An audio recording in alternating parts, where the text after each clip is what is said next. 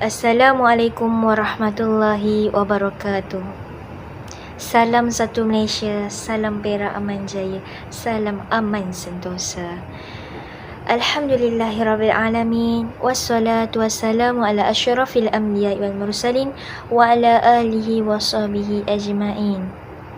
Yang dihormati ahli panel jemputan, yang dimuliakan Encik Dino Syamil, pensyarah bagi subjek kemahiran komunikasi dan pengucapan awam, serta hadirin yang dikasihi Allah SWT sekalian. Alhamdulillah, bersyukur kita kehadrat ilahi dengan limpah dan kurnianya dapat kita berkumpul, berhimpun di dalam majlis ilmu pada hari ini. Pada malam ini, kita akan mendiskusikan sebuah tajuk yang cukup hebat, yang cukup menarik, yang mana akan disampaikan oleh ahli panel jemputan kita pada malam ini. Dan insya-Allah pada malam ini kita akan berdiskusi berkaitan dengan cabaran BNPL, iaitu Buy Now Pay Later, yang menjadi trend generasi kini dalam membeli belah dan sebagainya. Pertama kali saya memperkenalkan barisan panel jemputan kita pada malam ini yang cantik lagi bergaya, yang penuh ilmu di dada, iaitu Puan Mariani binti Zakaria. Panel kedua kita yang ayu cantik jelita, berpengetahuan luas dalam bidang ekonomi, iaitu Cikgu Adila binti Hizir. Dan yang terakhir, panel jemputan kita yang ketiga ini tinggi lampai orangnya, bukan itu sahaja, malah tinggi juga ilmu dan adabnya, iaitu Dr. Nurul Ashikin binti Mahmud. Tanpa membuang masa lagi, marilah kita mula pada malam ini membincangkan BNPL ini, yang mana panel Cik Puan Mariani akan menerangkan apakah konsep BNPL tersebut. Dipersilakan. Awal bismillah pembuka bicara. Terima kasih kepada saudari moderator. Berguru kepalang ajar bagai bunga kembang tak jadi. Assalamualaikum dan salam sejahtera kepada sidang hadirin yang dihormati. Baiklah, berdasarkan tamsilan yang telah saya sebutkan sebentar tadi, ia merupakan suatu ilmu pengetahuan yang baru buat kita mengetahui dan memahami dengan lebih jelas. Saya akan menjelaskan konsep apa itu Buy Now Pay Later, tetapi izinkan saya untuk memberikan sedikit gambaran BNPL ini. Kita sedia maklum bahawa kaedah pembayaran Buy Now Pay Later iaitu BNPL, singkatan bagi Buy Now Pay Later, atau lebih mudah untuk difahami lagi iaitu beli dahulu bayar kemudian. Kini ia menjadi tempat dalam kalangan penggunaan setanding, penggunaan e-wallet, kad kredit atau juga kad debit. Jika kita perasan, sejak kebelakangan ini ramai penjual yang mana mereka menawarkan pakej pembayaran secara ansuran, terutamanya apabila kita membuat pembelian besar-besaran. Tamsilnya seperti barangan elektronik, pakej rawatan kecantikan dan sebagainya. Ini kerana apa? Kerana kaedah pembayaran ini dikatakan lebih selamat berbanding pembayaran tunai dan merupakan salah satu cara yang ditawarkan oleh penjual untuk menggalakkan pembelian secara segera tanpa kita fikir lebih panjang. Baiklah. Kini kita berbalik kembali kepada soalan yang diajukan kepada saya oleh pengurusi kita mengenai apa itu konsep Buy Now Pay Later. Baiklah. Buy Now Pay Later atau yang kita sedia maklum tadi iaitu BNPL, ia boleh dikatakan sama seperti pinjaman peribadilah, kerana pembayaran ini akan dikatakan secara berperingkat ataupun dalam kata mudah, bayaran keseluruhan dibahagikan secara ansuran kepada beberapa tempoh tertentu. Platform BNPL ni biasanya akan membahagikan pembayaran ansuran kita kepada 3 bulan ataupun 6 bulan. Pembayaran pertama dilakukan serta-merta. Contohnya seperti 27 April 2022. Okey, ketika mana kita membuat pembelian di mana-mana kedai. Okey, manakala pembayaran yang kedua dan seterusnya akan dibuat masing-masing pada tarikh sama bulan berikutnya. Misalnya 27 Mei 2022 dan 27 Jun 2022. Okay. Dan kebiasaannya BNPL ni menawarkan pakej pembiayaan tanpa faedah lah kepada pengguna. Namun begitu, ia bergantung juga kepada penyediaan platform. Kita boleh lihat di Malaysia, terdapat beberapa penyediaan platform yang mana ia menawarkan konsep BNPL ini. Tamsilnya seperti SPayLater, Shopee, Grab PayLater, Atom, Hola dan sebagainya. Okey, wallahualam dari saya. Terima kasih kepada Puan Mariani menerangkan secara umumnya apakah itu konsep BNPL ini. Tanpa membuang masa lagi, bagi kita mendalami lagi pembincangan ini, saya meneruskan dengan berjemput panel kedua kita bagi memberikan contoh aplikasi yang menggunakan kaedah BNPL ini. Dipersilakan. Bismillah, terlebih dahulu terima kasih kepada saudari moderator. Terima kasih juga kerana menjemput saya bagi berkongsi maklumat berkaitan forum kita pada hari ini. Hadirin yang dirahmati Allah sekalian, berbalik pada soalan yang ditujukan kepada saya. Seperti mana yang kita sedia maklum, pada masa kini terdapat banyak aplikasi yang menggunakan sistem Buy Now Pay Later, iaitu BNPL, untuk pembelian yang berharga rendah, termasuk untuk makanan, pakaian dan ubatan. Salah satunya adalah aplikasi Shopee Pay Later. Aplikasi Shopee Pay Later merupakan salah satu kaedah yang mana pengguna mendapat barang terlebih dahulu dan bayar kemudian. Menerusi kaedah pembayaran tersebut, para pengguna perlu memuat turun aplikasi Shopee untuk mengaktifkan ciri SPay Later. Kadar umur yang dibenarkan menggunakan ciri BNPL ini adalah warga negara Malaysia yang berumur 18 tahun ke atas, serta memiliki kad pengenalan yang sah. Okay. Shopee dia memperkenalkan kemudahan terbaru untuk pengguna dengan memperkenalkan kaedah bayaran ansuran bagi pembelian di Shopee, iaitu SPay Later. Setelah kita dah mengaktifkan ciri tersebut pada ruangan tetapan aplikasi, pengguna boleh memilih pakej ansuran pada bahagian pembayaran. Terdapat beberapa ansuran yang ditawarkan, merangkumi 1 bulan, 2 bulan hingga 6 bulan. Harga ansuran tertakluk pada harga penuh barangnya yang dipilih oleh pengguna. Bagaimanapun, perlu diingatkan bagi setiap kelewatan dalam kaedah pembayaran aplikasi ini, charge 1.5% tambahan akan dikenakan ke atas pengguna. Wallahualam. Sangat menarik yang dikongsikan oleh Cikgu Adilah, yang mana aplikasi yang platform penggunaan BNPL ni bukan sahaja yang digunakan di Shopee Pay, malah di berbagai lagi platform yang lain. Di sini cukup baik, cukup menarik Cikgu Adilah mendatangkan contoh yang cukup famous pada zaman kini yang menggunakan aplikasi Shopee dalam membeli belah. Oleh itu, setiap platform ataupun aplikasi ini pasti mempunyai nilai buruk dan baiknya, kelebihan dan kelemahannya. Oleh itu, saya mempersilakan panel ketiga kita menjelaskan kelebihan dan kekurangan platform-platform tersebut. Dipersilakan Doktor. Okey, baiklah. Terima kasih kepada moderator kita kerana telah memberikan pertanyaan yang cukup menarik. Jadi hanya adalah berkaitan dengan isu tentang kelebihan dan keburukan yang diperolehi melalui platform Buy Now Pay Later. Okey, jadi untuk menjawab kepada persoalan itu, maka perlu diketahui oleh kita bahawa setiap sesuatu perkara itu mempunyai pro dan kontra yang tersendiri.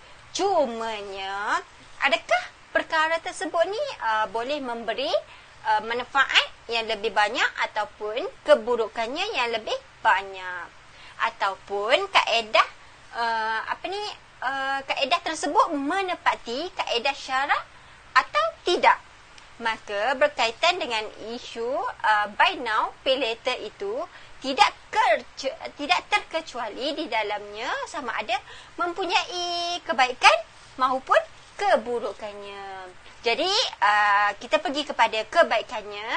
Okey, di sini saya letak dalam beberapa kebaikannya, iaitu yang pertama adalah tidak ada sebarang cas faedah yang akan dikenakan dalam pembelian kita ni. Sebab apa?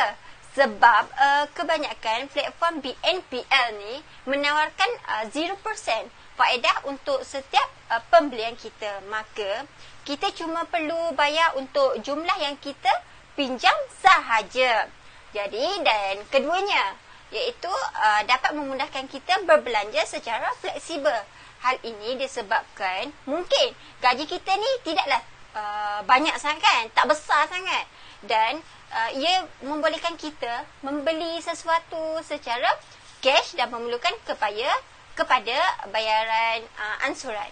Okey, maka platform ni sangatlah membantu kerana seperti yang saya sebutkan tadi, iaitu kalau kita tiada sebarang tak ada sebarang cas yang dikenakan kepada si pembeli ni.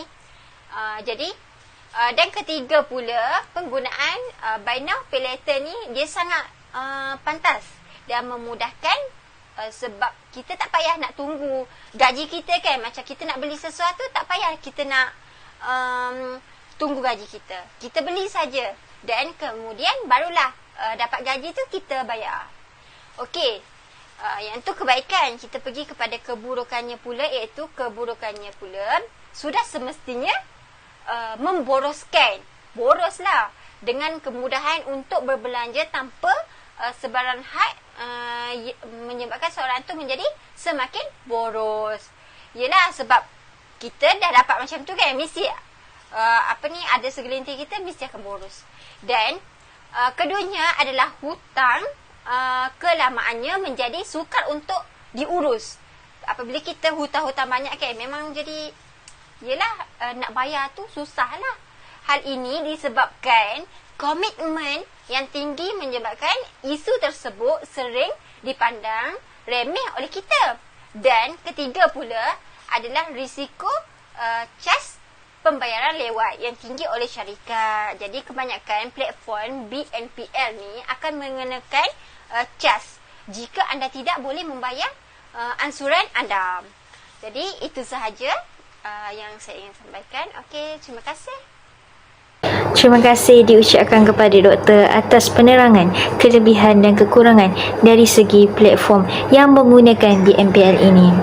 Kesimpulannya dari sini, yang dapat saya simpulkan adalah sebarang kemudahan teknologi pada masa kini amatlah maju sehingga dapat memberi kemudahan bagi masyarakat kita, dan mungkin boleh mendatangkan juga kemudaratan jika kita tidak fahami konsep sebenar bagi tiap-tiap sesuatu platform yang menggunakan kaedah BNPL ini.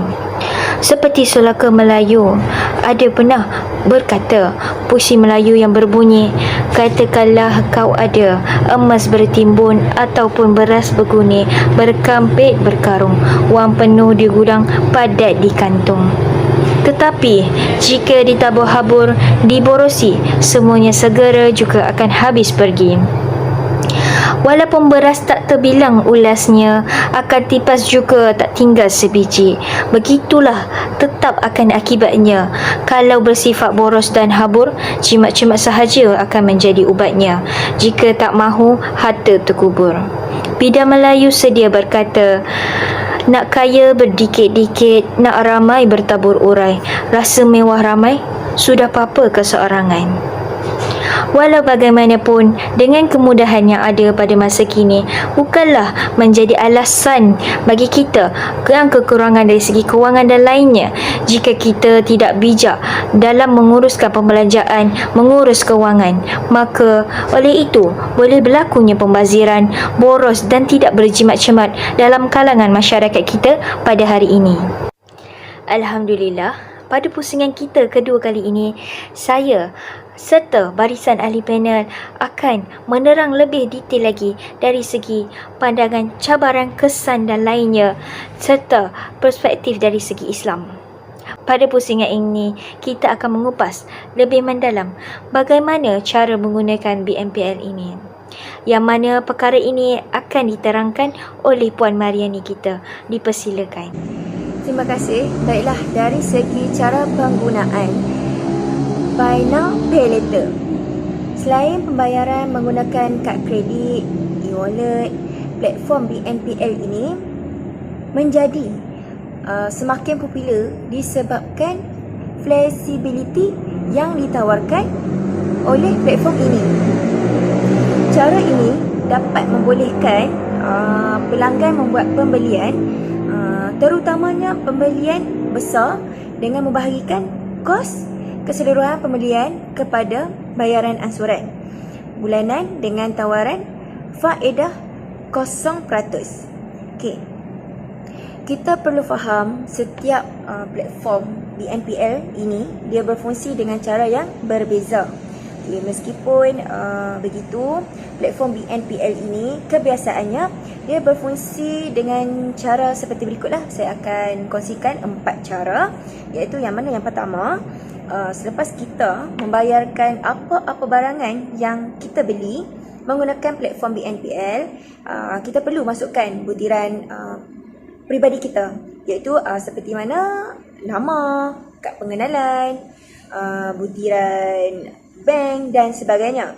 Kemudian cara yang kedua ini, jika permohonan kita diluluskan oleh platform BNPL pilihan kita ini, platform tersebut akan membayar pembelian kita ini secara penuh kepada penjual. Kemudian cara yang ketiga iaitu kita hanya perlu menjelaskan bayaran ansuran kepada platform BNPL tersebut, melalui penolakan daripada kad debit, akaun bank ataupun kad kredit terbaiklah yang kita miliki sehingga selesai bayaran. Yang terakhir iaitu yang keempat. Yang keempat ini tempoh bayaran biasanya bergantung kepada platform dia lah. Kebiasaannya antara 3 hingga 6 bulan. Dengan ini daripada saya, yang baik itu daripada Allah SWT, yang buruk itu, kekurangan itu daripada saya sendiri. Wallahu a'lam. Assalamualaikum warahmatullahi wabarakatuh. Terima kasih diucapkan kepada Puan Mariani. Seterusnya, setiap tindakan kita pasti mempunyai dugaan, ujian dan cabaran dan impak daripada sesuatu tersebut. Di sini saya akan membincangkan, kita akan meneruskan mengenai impak daripada aplikasi tersebut. Tidak membuang masa lagi, saya menjemput panel kedua kita, Cikgu Adilah, bagi memberi pencerahan mengenai isu tersebut. Dipersilakan. Terima kasih kepada saudari moderator yang tidak kurang petah bicaranya. Pada pandangan saya, cabaran dalam menggunakan aplikasi SPayLater ini iaitu menurut MC Kinsey, pengguna cenderung untuk berbelanja lebih apabila menggunakan perkhidmatan Buy Now Pay Later. Ini disebabkan sistem ini sangat mudah, cepat dan fleksibel. Justru membuatkan pengguna cenderung untuk terlebih belanja. Platform SPayLater ini meningkatkan lagi kecenderungan untuk membeli pelbagai barangan yang mungkin tidak perlu. Ini kerana proses yang ditawarkan mudah dan tidak memerlukan pengguna untuk membayar secara penuh.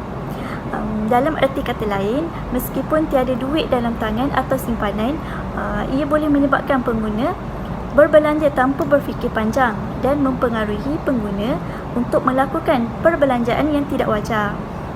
Kemudahan kaedah pembayaran menggunakan aplikasi PayLater dapat menyebabkan pengguna merasa bahawa memiliki suatu barang akan sangat mudah. Hal ini dapat memberi kesan yang negatif dengan mengakibatkan pengguna ketagihan yang lama kelamaan menimbulkan sifat boros pada diri seseorang. Oleh itu, pengguna perlu mempunyai kesedaran yang tinggi, kesedaran kewangan yang tinggi untuk mengawal perbelanjaan sendiri. Jika tidak berjaya dikawal, perkhidmatan ini boleh membawa bencana kepada cara menguruskan kewangan dengan baik. Malahan cabaran ekonomi yang semakin genting sekarang ini menyebabkan kita harus memiliki sikap seperti mana yang diungkapkan dalam peribahasa ini, iaitu beringat sebelum kena, berjimat sebelum habis. Itu sahaja daripada saya. Saya serahkan kembali kepada saudara moderator. Terima kasih. Okey, baik. Kita sebagai umat Islam, pasti kita juga mengutamakan apa-apa perkara dari segi perspektif Islam. Apa-apa saja dalam kehidupan kita, kita memfokuskan apakah pandangan dari segi Islam. Okey, oleh itu di sini saya serta ahli panel akan membincangkan mengenai pandangan perspektif Islam mengenai BMPL ini. Adakah BMPL ini mematuhi syariat Islam? Oleh itu, dipersilakan Dr. Ashikin bagi mengulaskan isu tersebut menurut pandangan Islam. Dipersilakan. Okey, terima kasih kepada moderator untuk soalan yang seterusnya. Baiklah. Seperti yang kita ketahui, yang platform buy now pay later ni adalah satu kaedah yang mana pembelian yang membolehkan kita membayar barangan secara ansuran. Okey, dan kaedah tersebut ditakrifkan sebagai pembelian secara hutang. Okey, dan di dalam Islam, hutang ni adalah satu perkara yang diharuskan dan dibenarkan seperti mana firman Allah dalam surah Al-Baqarah, iaitu ayat 282. Okey, ianya yang bermaksud wahai orang-orang yang beriman, apabila kamu menjalankan sesuatu urusan dengan hutang, iaitu piutang yang diberi tempoh hingga ke suatu masa yang tertentu, maka hendaklah kamu menulis hutang ada masa bayarannya itu, dan hendaklah seorang penulis di antara kamu ni menulisnya dengan adil, iaitu benar. Cumanya setiap pembelian yang dikenakan hendaklah bebas daripada sebarang riba. Okey, dan hal ini kerana Islam mengharamkan sebarang jenis jual beli yang berkaitan dengan riba. Jadi pembayaran dia juga hendaklah bertepatan dengan kos pembelian yang sebenar. Okey, sebagaimana sabda Rasulullah SAW, setiap hutang yang mendatangkan manfaat keuntungan kepada pemiutang, maka ia adalah riba. Ini riwayat Al-Haris dalam Musnad Al-Haris, iaitu 437. Okey, tetapi isunya timbul apabila cas tambahan pembayaran lewat akan dikenakan kepada pembeli yang gagal melunaskan pembayaran dalam tempoh sebulan. Maka hal itu disebut sebagai riba dan ianya adalah haram. Okey, jadi secara kesimpulannya, penggunaan platform buy now pay later adalah diharuskan sekiranya dibayar secara one off atau dalam tempoh yang dijanjikan. Namun apabila gagal membayar dalam tempoh yang diberikan, maka telah berlaku unsur riba kat situ dan ianya diharamkan dan dilarang secara tegas oleh ajaran Islam. Okey, seperti dalam satu pepatah ni yang berbunyi itu, air mudik sungai, semua teluk di rana. Yang bermaksud orang yang boros akan berbelanja tanpa perhitungan. Okey, jadi baiklah, itu saja daripada saya. Terima kasih. Alhamdulillah. Kesimpulannya, pada malam ini setiap cabaran pasti ada. Pasti ada di mana-mana saja. Sama ada di pihak pengguna ataupun si pihak pemilik penjual tersebut. Walau bagaimanapun, sebagai umat Islam, isu riba bukanlah hal yang remeh-temeh. Jika isu riba ini dipandang enteng oleh masyarakat, maka hancurlah nilai-nilai permata umat Islam. Runtuhnya akhlak. Tiada lagi hak yang akan ditegakkan, tiada lagi hak yang adil. Sifat lemahnya sifat tanggungjawab dan cakna dan lainnya tidak ketinggalan juga. Amalan pembaziran yang semakin berleluasa jika tidak dikawal dengan baik, yang mana sifat pembaziran ini adalah merupakan sahabat kepada syaitan, seperti mana firman Allah Subhanahu Wa Taala yang terakam di dalam surah Al-Isra ayat 27 yang menyebut sesungguhnya pemboros-pemboros itu adalah saudara syaitan dan syaitan itu adalah sangat ingkar pada Tuhannya. Wallahu alam. Alhamdulillah dan rasa syukur atas kesempatan yang diberi oleh Allah Subhanahu Wa Taala dari awal forum hingga selesai forum ini berjalan dengan lancar, serta terima kasih kepada barisan ahli panel kita, tetamu-tetamu yang dikasihi. Selesai sudah diskusi kita pada malam ini, cabaran gaya hidup buy now pay later. Alhamdulillah, segala kekurangan, semua kesilapan datangnya daripada saya sendiri, dan yang baik semuanya datang, yang sempurna semuanya datangnya daripada Allah Subhanahu Wa Taala. Alhamdulillah, yang baik sila diambil, yang buruk jangan sesekali ikut. Assalamualaikum warahmatullahi wabarakatuh.